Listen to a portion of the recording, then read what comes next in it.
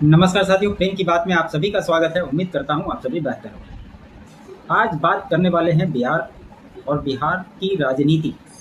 आप सभी जानते हैं कि बिहार के चुनाव की घोषणा हो गई है। 2 चरणों में मतदान होगा और 14 नवंबर को इसके रिजल्ट आ जाएंगे। इससे पहले भी जब हमने बिहार के बारे में बात की थी तो उन घटनाओं का भी जिक्र किया कि कौन एनडीए महागठबंधन, मूल रूप से इन दोनों के बीच की ही लड़ाई है और किसे कितनी वोट परसेंटेज से लेकर कितनी सीटें मिलने की अनुमान है, इसके बारे में भी हम लोगों ने चर्चा की। कौन कौन से एग्जिट पोल ये बता रहे हैं कि किसकी सरकार बनेगी, इसके बारे में भी हम लोगों ने बात की। चुनाव जो घोषणा हुई कि बिहार में 2 चरण में चुनाव होंगे, इसको समझने की आवश्यकता है।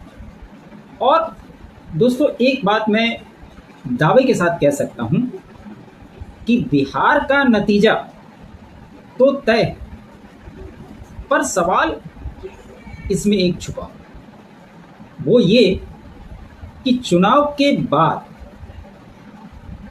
कौन से 2 नेता हैं जिनका भविष्य बहुत ही अंधकारमय हो जाए। इसके बारे में भी चर्चा करेंगे। वीडियो को अंत तक देखिएगा, बड़ा ही मजा आएगा।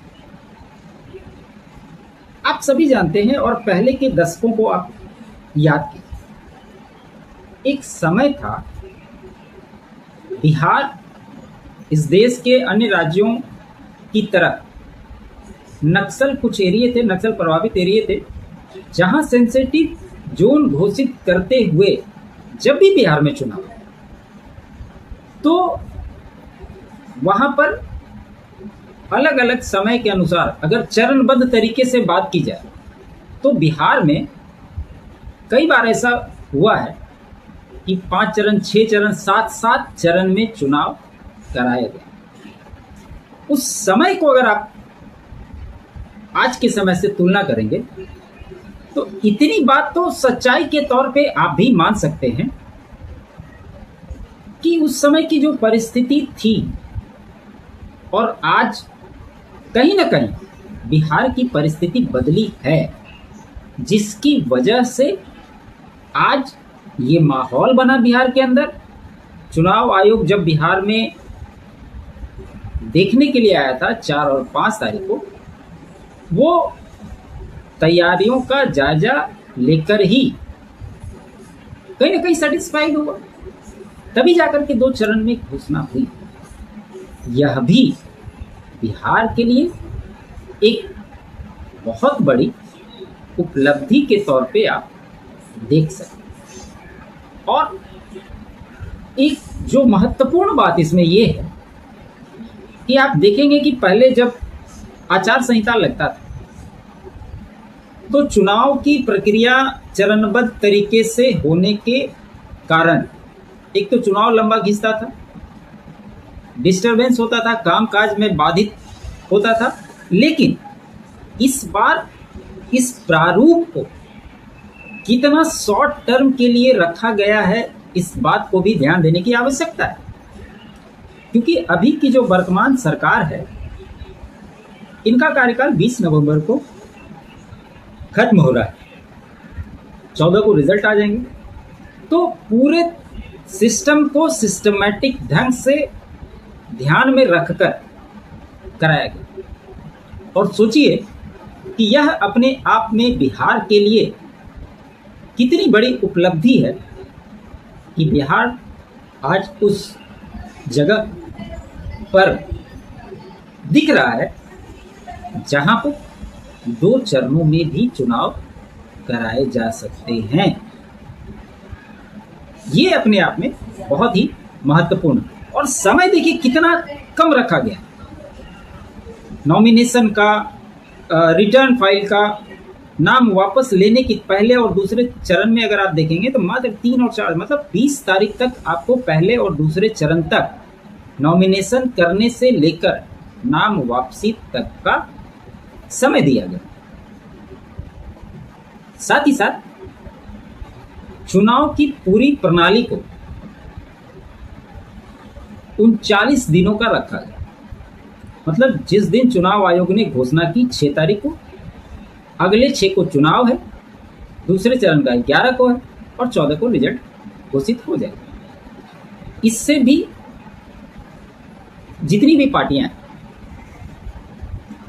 उनको कितना समय मिला, कितनी वो रैलियां कर सकते, जो भी करना है इसी पीरियड के अंदर उनको करना पड़ेगा। और ये एक अच्छी बात है और ऐसा ही हर राज्यों के चुनाव में होना चाहिए कि अगर एक बार में पॉसिबल हो तो एक बार में हो जाना चाहिए, और अगर एक बार में पॉसिबिलिटी ना हो तो मैक्सिमम 2 चरण बहुत होते हैं इस प्रक्रिया को पूरी करने के लिए। और इसी क्रम में आप इसको बिहार की उपलब्धि के रूप में देख सकते, और कहीं ना कहीं इसमें सरकार की भी प्रशंसा होनी चाहिए। दूसरी बात, चूंकि इलेक्शन का माहौल हो गया है दोनों ही गठबंधन में, बहुत जल्द आप देखेंगे कि कौन कितनी सीटों पर चुनाव लड़ेगा यह भी क्लियर हो जाएगा। लेकिन ज्यादा पेच महागठबंधन में फंसने की उम्मीद है। एक और, जब तेजस्वी यादव राहुल गांधी को प्रधानमंत्री का दावेदार बताते हैं, लेकिन राहुल गांधी तेजस्वी ही सीएम होंगे एक बार बोलने की हिम्मत नहीं होती। वहीं उन्हीं के दल के मुकेश सहनी वीआईपी पार्टी के हैं, वो भी सहयोगी हैं, उन्होंने तो अपने आप को डिप्टी सीएम भी बना लिया है। अच्छी बात है, लोगों को, हर किसी को आकांक्षाएं होती है, आकांक्षाएं रखने में कहीं कोई दिक्कत नहीं, लेकिन इस बात के लिए मैं पूरी तरह से स्पष्ट हूं कि नतीजे एनडीए के पक्ष में ही आएंगे। और आपको याद होगा 2010 का चुनाव, जब इस अलायंस ने 200 से अधिक सीटें जीती थी, और इस बार जो कमोबेश एग्जिट पोल आए हैं उसके मुताबिक भी, और जो पार्टी अपना इंटरनल सर्वे कराती है उन आंकड़ों को भी अगर आप देखेंगे तो करीब करीब 160 सीट तो टारगेट अमित शाह जी ने भी बिहार के लिए रखा है। तो ये तो हो गई एक बात। अब इसमें ट्विस्ट ये आता है कि कांग्रेस इस बार बिहार को लेकर इतनी सेंसिटिव क्यों, यह भी, इस बात पर भी आप लोगों को ध्यान देना चाहिए, क्योंकि बिहार में तो राजद महागठबंधन में सबसे बड़ा दल है, हमेशा से ज़्यादातर सीटों पर चुनाव लड़ती है। लेकिन अगर आप राहुल गांधी और कांग्रेस के रवैये को देखेंगे तो इस बार ऐसा लग रहा है कि वो आरजेडी के पीछे चलने के मूड में नहीं। ये अलग बात है, आप मानकर इसको चलिए कि अगर सरकार बनती महागठबंधन तो निश्चित तौर पर तेजस्वी यादव सीएम चेहरा होंगे, क्योंकि नेचुरल है कि आरजेडी कम से कम जो खबरें आ रही है उसके मुताबिक कम से कम 125 सीटों पर चुनाव लड़ेगी। और जिस प्रकार से राजद का वोट बैंक है, नेचुरली है कि अगर सरकार बनाने की स्थिति में होती है तो सबसे ज्यादा सीट भी उन्हीं की होगी। कांग्रेस बिहार के परिप्रेक्ष्य में एक डूबता हुआ नाव है, और राहुल गांधी की मंशा बिहार चुनाव नहीं है, इसको समझने की आवश्यकता। उनकी मंशा 2029 लोकसभा का चुनाव है। वो कांग्रेस की लूटी हुई जमीन को वापस रिस्टोर करने की कोशिश में लगे हुए, और इसी वजह से वोट अधिकार यात्रा, वोट चोरी, 16 दिन तक बिहार में यात्रा करना, ये सब बिहार चुनाव के लिए नहीं है, क्योंकि इसका अंकगणित राहुल गांधी को भी अच्छे से पता है, कांग्रेस को भी अच्छे से पता है। उनका फोकस 2029 लोकसभा का चुनाव है कि वो किस प्रकार से अभी से अपनी रणनीति पर काम करे और 2029 में बिहार में अपना एक जमीन तैयार कर सके और उसके मुताबिक बिहार में कुछ सीटें हासिल कर सके। बेसिकली कांग्रेस की मंशा यही है, लेकिन इसमें कितना सफल होगी कांग्रेस ये तो समय ही बताएगा। अभी के परिप्रेक्ष्य में इसमें बहुत ज्यादा गेन करती हुई कांग्रेस दिखाई नहीं दे रही है। पिछली बार भी जितनी सीटें जीती थी वो सीटें घटने वाली है। लड़ने के पॉइंट ऑफ व्यू से भी मैं बोल रहा हूं और जीतने के पॉइंट ऑफ व्यू से भी बोल रहा हूं। 70 सीट में 17 जीती थी, 19 जीती थी, और इस बार तो सीट भी उतनी नहीं मिलेगी, क्योंकि महागठबंधन में भी 2-3 दल हैं जो नए जुड़े हैं। तो सीट किसकी घटेगी? राजद का तो मैंने बता दिया कि वो 125 से कम सीटें पे लड़ेगी नहीं। अब 112-13 सीट जो बचता है उसमें ये सारे दल, और आपको पता है कि लेफ्ट और मुकेश सहनी की पार्टी भी आई, ये दोनों कितनी सीटें मांग रहे थे, तो उसके हिसाब से ये सीटें कहाँ से एडजस्ट हो? ये सारी सीटें कहीं ना कहीं कांग्रेस का ही एडजस्टमेंट इन दलों के सीटों के अंदर किया जाएगा, ये बात तय। खबर आ रही थी कि कांग्रेस महागठबंधन आज प्रेस कॉन्फ्रेंस करने वाला था, लेकिन आज तो उसके बारे में कोई अपडेट नहीं आया।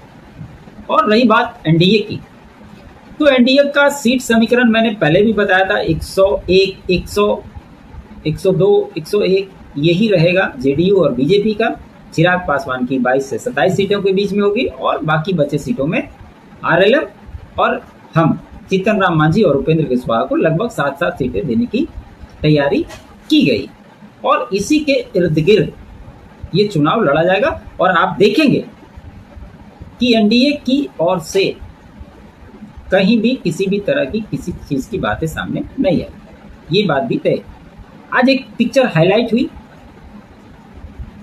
धर्मेंद्र प्रधान जो बिहार के प्रभारी बनाए गए, उनके साथ मंगल पांडे थे, विनोद तावड़े थे, और चिराग पासवान से उनकी मुलाकात। इस पे भी चर्चाएं उठने लगी कि क्या चिराग पासवान जितनी सीटों का डिमांड कर रहे हैं उतना सीट उनको नहीं दिया गया, इसी वजह से चिराग पासवान क्या 2020 वाला खेल करने वाले हैं। तो दोस्तों इसके बारे में भी बता दूं कि चिराग पासवान पूरी मजबूती के साथ एनडीए में हैं और नीतीश कुमार ही एनडीए के मुख्यमंत्री के दावेदार हैं, चेहरे हैं, उन्हीं के ऊपर ये जिम्मेदारी दी गई है और उन्हीं के अंदर में ये सारा काम किया जाएगा। इसके लिए नीतीश कुमार भी निश्चिंत है। तो ये बात तो तय कि बिहार का नतीजा क्लियर है, इसमें किसी को संदेह नहीं होना चाहिए। लेकिन राहुल गांधी और तेजस्वी यादव का भविष्य क्या होगा, इस पर क्वेश्चन मार्क अभी से बन गया है। आपको क्या लगता है कमेंट के माध्यम से जरूर बताएं। साथ ही साथ आप अपने विचार भी कमेंट के माध्यम से दे सकते हैं। उम्मीद करता हूं मेरा ये विश्लेषण आपको अच्छा लगा हो। अच्छा लगे तो लाइक जरूर कीजिए, अधिक से अधिक शेयर कीजिए। चैनल पे नए हैं तो चैनल को सब्सक्राइब कर लीजिए। मेरे अल्टरनेट चैनल फैक्ट्स बाय प्रेम को भी आप सब्सक्राइब जरूर कीजिए।